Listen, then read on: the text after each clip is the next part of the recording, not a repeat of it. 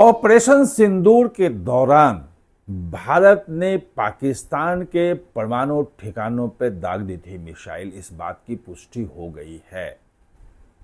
और इसके साथ ही जो 11 मई को पिछले साल जो मैंने खबर लिखी थी और जागरण में लीड छपी थी कि कैसे पाकिस्तान आया गिड़गिड़ाता हुआ कि सीज फायर करो और अमेरिका को लेके आया, उस वक्त लोग कहते थे कि आगे बढ़ के मैंने लिख दिया है। अब जो चीफ ऑफ डिफेंस स्टाफ जो एक्स हैं अनिल चौहान, उन्होंने इसकी पुष्टि कर दी है। चैनल चला रहे हैं, सब कुछ चला रहे हैं। लेकिन उस वक्त जब मैंने लिखा था, और उसके बाद उस वक्त आप दैनिक जागरण का जो यूट्यूब चैनल है उसमें देखिएगा, 12 मई के आसपास का बहुत सारी चीजें मैं डिटेल में बताई थी। और अभी भी सीडीएस ने वो सारी चीजें नहीं बताई जो उस वक्त हुआ था, क्योंकि एक ऑफिशियली जो है एक सीडीएस होने के बावजूद उनकी जिम्मेदारी बनती है। ये आप नहीं कह सकते हैं कि किसी के न्यूक्लियर ठिकाने पे सीधे मिसाइल हमने दाग दिया। उन्होंने कहा कि कोई लोटरिंग थी, जो ड्रोन जो भेजते हैं, जो वो घूमता हुआ, वो उसको कोई ठिकाना नहीं मिला तो वो जाकर ये किराना हिल से टकरा गया। ऐसा नहीं होता है। जो आपके एग्जैक्ट 100 मीटर के रेडियस में जो मिसाइलें गिरी, जो आपके ड्रोन्स गिरे, जो आपके म्यूनिशंस गिरे, वो रास्ता भटक गया और किराना हिल पे चला गया, ये नहीं होता है। मैं डिटेल कह रहा हूं कि बिल्कुल वहां पे किराना हिल्स ही नहीं गया था। किराना हिल्स में पाकिस्तान के तमाम परमाणु जखीरे हैं और उसमें जो रास्ते बने हुए हैं, 2-3 टनल बने हुए हैं जिसके थ्रू वो जाता है अंदर में, कि उसको बनाया था पहाड़ के बीच में खोद के, पूरा कंक्रीट डाल के, कि उसमें कहीं कुछ न करे, उसके मुहाने को बंद कर दिया था। जो नूर खान बेस है, जहां पे उनका न्यूक्लियर कमांड सेंटर है, वहां पे मिसाइल दाग दी थी।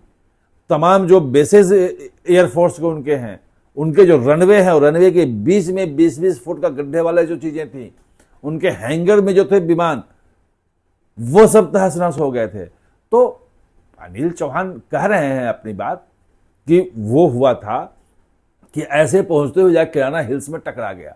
पहली बार बोला उन्होंने, एक्सेप्ट किया। अभी तक किसी ने एक्सेप्ट भी नहीं किया था कि किराना हिल्स जो परमाणु जखीरे वाला है, वहां जाकर के हमारे जो हैं, मतलब जो भी वो ड्रोन हो, जो भी हो किया। लेकिन मेरी जानकारी जो है, जो उस वक्त भी दिया था, क्योंकि किराना हिल्स में बाहर जाकर टकराया तो मिस्र से बोरोन वाले जहाज क्यों आए थे उसी वक्त?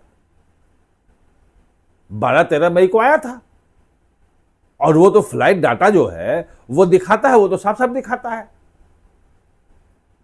कि बोरोन वाले जहाज, बोरोन जो है वो वहां के पाया जाता है बड़ी मात्रा में मिस्र में। और उसकी खासियत ये होती है कि जहां पे परमाणु विकिरण होता है तो वहां यूज किया जाता है, वो परमाणु विकिरण को सोख लेता है। यही नहीं, उस वक्त तो हमने ये भी बताया था कि कैसे अमेरिका का जहाज जो है, जो विकिरण देखने वाला है कि परमाणु विकिरण है या नहीं है, वो नापने वाला है, वो वहां आया था।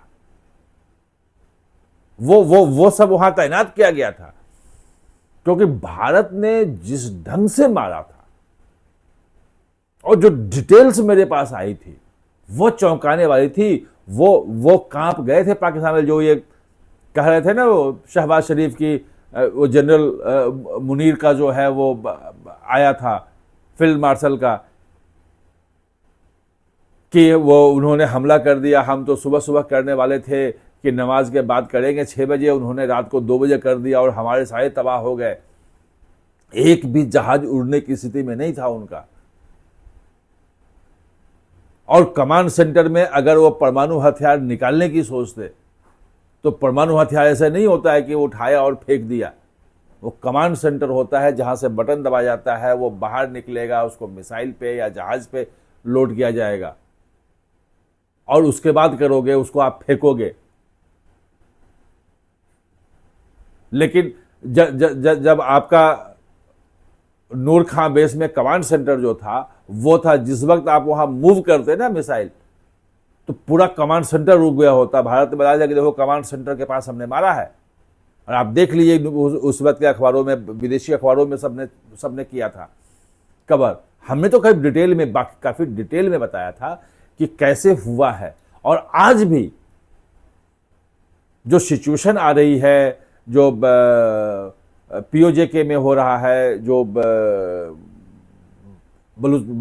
बलूचिस्तान में हो रहा है, और जो सिंधु नदी वाला जो जल बंटवारे वाला जो अभी साइलेंट पड़ा हुआ है, लेकिन उसको पता है कि जिस दिन भारत ने वहां सिल्ट निकाला है, 1 साल मुश्किल से लगेगा या 2 साल, पानी जब डाइवर्ट होना शुरू करेगा तो पाकिस्तान मजबूर हो जाएगा, पाकिस्तान के सामने कोई उपाय नहीं रहेगा।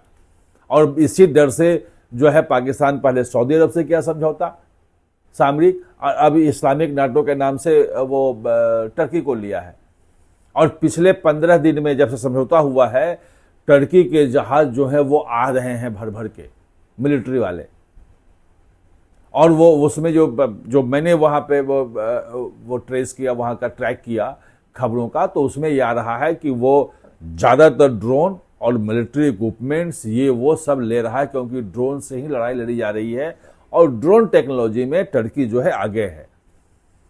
और अभी तक जो है वो ड्रोन से ये भी बताया अनिल चौहान ने, वो बात बिल्कुल सही बताई उन्होंने, एकदम 100% एक्यूरेट, कि वो ड्रोन तो छोड़ दिया, वो इंडिया में जाके कहां गिरा कहां लगा ये पता ही नहीं चला उसको।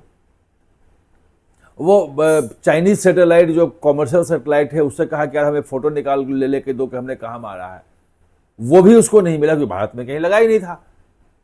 बीच में सब तो बिल्कुल ब्लाइंड हो गए थे कि हम जो कर रहे हैं कुछ पता ही नहीं कि हम जो मार रहे हैं वो कहां जा रहा है, क्या हो रहा है, कैसे हो रहा है।